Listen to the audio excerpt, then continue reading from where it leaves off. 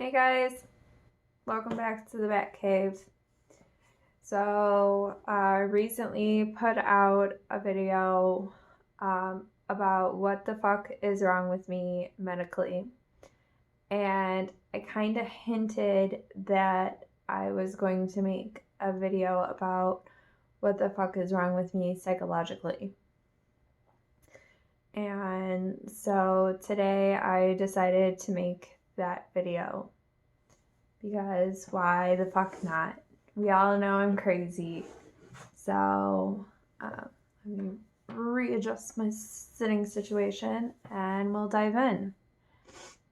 All right, so what the fuck is wrong with me psychologically? Oh, the list can go on forever. But no, in all realness. So let's start off with the one that plagues me the most, and that is my anxiety disorders. I have generalized anxiety. I have PTSD, a minor case of OCD, and I have panic disorder. So, the generalized anxiety is where I am just constantly anxious and I worry a lot, and it plagues me always, as most generalized anxiety disorder does. But the fact that I have panic disorder with it is what makes it scary. So not only do I have the constant worry, I mean, shit, I play out conversations in my head, both parts. If I'm planning on having a talk with somebody, so that I can either calm myself down or amp myself up. Yeah, it's pretty bad. But because I have panic disorder, if I get really, really frustrated or really anxious, I start to hyperventilate and I have a panic attack, and it can get really bad. About 2 months ago, I had such a severe panic attack that my fingers started to go numb, my feet started to go numb. I lost vision and I hit the floor in a sense. Yeah, I was on the floor. I was pretty much blacked out, hyperventilating, feet in the air. It was the scariest panic attack I've ever had to deal with in my life, and I've had quite a few. So, but I also have a form of PTSD. Certain things in my life have caused me to have PTSD. I have multiple triggers, but my main trigger that comes from like the outside world is loud noises, loud unexpected noises. So in the outside world, it would be like fireworks, people dropping things on floors, like a pan on tile, balloons popping, things of that nature, things where it gets really loud all of a sudden, no warning. It's one of the reasons that I don't watch horror films, because there are a lot of jump scares. I actually blame uh, my family for this one. Um, my sister used to like to hide behind doors and scare the living shit out of me when we were younger. And yeah, it was all fun and games when we were younger, but yelling at somebody from behind a door has created this monster that is me. Um, I also have a minor case of OCD. It is anxiety driven. Mine isn't so much like a repetition thing or the typical things that you think of when you hear OCD. Mine more so comes out in the form of collections. I have a large collection of writing utensils and a lot of different types of papers, whether it be loose leaf or printer paper or spiral notebooks, composition notebooks, regular journals, things like that.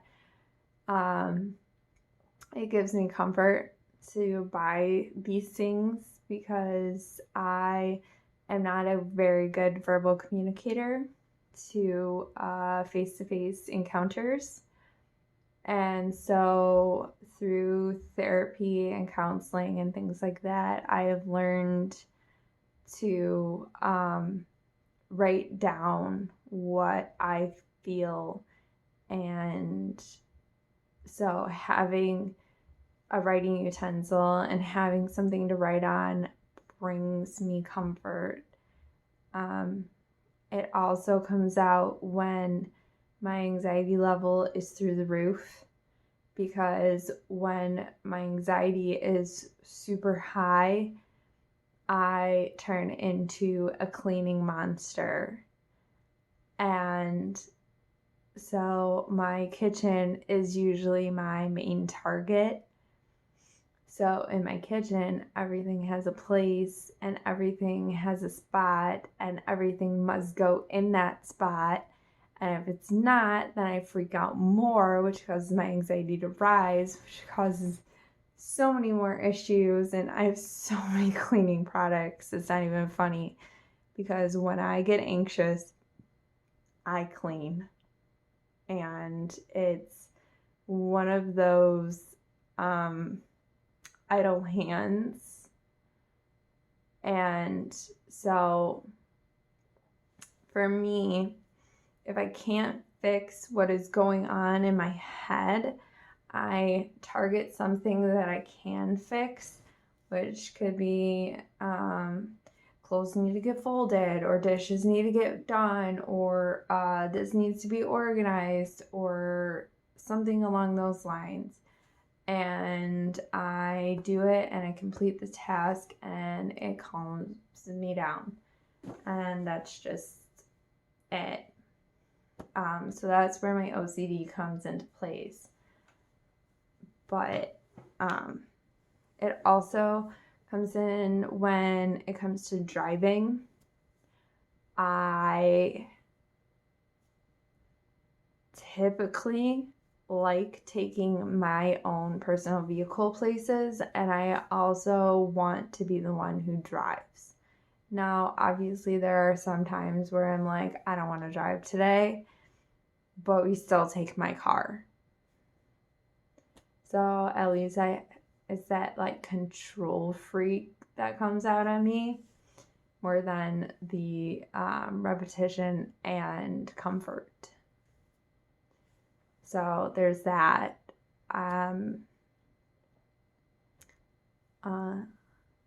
So those are my anxiety disorders. The next one is depression. My depression has a lot of roots that are buried very deep in my soul. And I think I was always prone to get depression because I am an empath in a sense.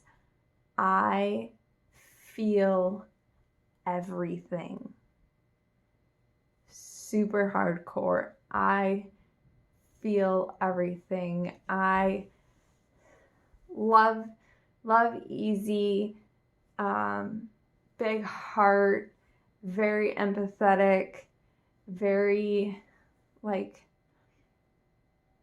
if you're hurting, I want to be the one to comfort you.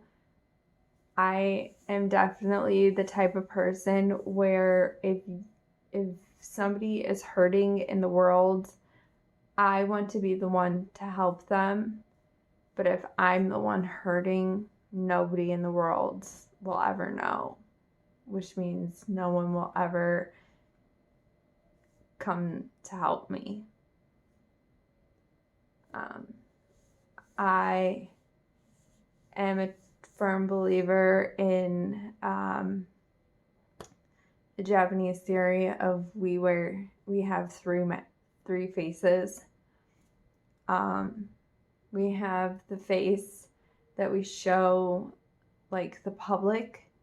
We have the face that we show our friends and family, and then we have the face that we wear that is our own, that is our true self. And I feel like no one ever sees that face. And it's okay, but it's my reality, and it is something I'm working on.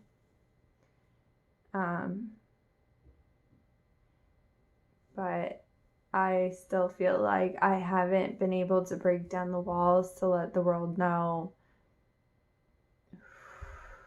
what my face actually looks like. I do have insomnia. It is anxiety driven. Might say if I worry, I can't sleep. Insomnia. But yeah, I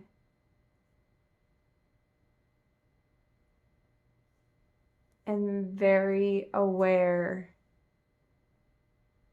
of what is wrong with me. And I think that's one of the reasons why I'm so good at helping others, because I know so much knowledge about what is wrong with me that I can help others. I did have a friend the other day. She came to me with an issue. And man, I love this girl so much. But she was telling me her issue. And as I was talking back and forth, I realized that she had done something to herself without prior knowledge. Something that you learn in like intro to psychology, even like in high school. She classically conditioned herself. If you don't know what classically conditioning yourself is like, I hope you know what classically conditioning is in the first place. The most popular is Pavlov's dog, where Pavlov did this experiment with a dog, a bell, and food. So he would ring the bell and then present the dogs with food. So the dogs would start salivating. And then over time, he did this so often that even if the dogs heard the sound of a bell, they would start like mouth watering because their expectation was food, whether or not the food was actually presented. So I had to explain to her that she classically conditioned herself. And she was like, damn. Now, I will say, I don't know if this issue was ever fixed. It's really hard to condition yourself. But here's my thing, and why I bring this up. Because my friend also has other psychological disorders. Now, when you have psychological disorders, it's really easy to fuck with yourself. Like for me, I have depression, and when I was younger, I didn't think I was going to make it into my 20s. I didn't know why I wasn't going to make it into my 20s. And I kept putting it in my head, you're not going to make it into your 20s. You're not going to make it into your 20s. Even after I had my son, I brainwashed myself into thinking, you're not going to make it into your 20s. And so I never planned anything. College, long-term boyfriend, family, what the hell am I going to do with my kid? I didn't have anything. It wasn't until I was about 23 years old when all of my friends were graduating from college with their bachelors, did I realize, what the fuck am I doing with my life? And then I realized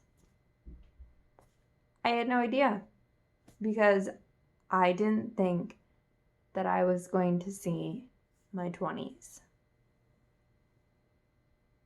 And now, so here I am, 10 years after graduating high school, still working on my bachelor's, because I didn't plan on being here. And that's what my depression did to me. I told myself something over and over and over and over again, to the point where I believed it. And then it had real life consequences that are now affecting my life years and years later. So just because I have multiple different anxiety disorders, just because I have depression, just because I have insomnia, I am more than just the pills I used to take. Yes, I was medicated. I am no longer medicated. But we are just more than our diagnoses. And I guess that's the point I'm trying to make with both of these videos. I am more than just my medical conditions. I am more than my psychological disorders. Hi, my name is Kelly Lauren, and I'm fucked up. And this is my world, and this is my bat cave, and I'm glad that you're here with me.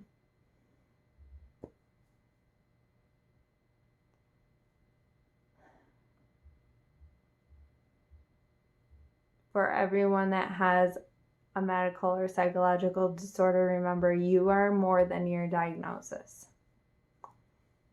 You are human with a personality, with a smile, with a heart, with a soul, with everything in your being. As long as you don't break my one rule, I love you. And that one rule is, Don't be a fucking ass. That's it. That's all you got. Just one rule. Don't be an ass. No assholes allowed. Damn it. Unless they're a part of your body. Alright. I'm done. That's the end of my rant. I love you all. I'll see you next time in the Batcave. I promise. No more videos of what the fuck is wrong with me. Alright. Good night, everybody. I'll see you next time. Also, be sure to like this video. Hit subscribe. Ring the bell for notifications if you'd like. I'll see you next time.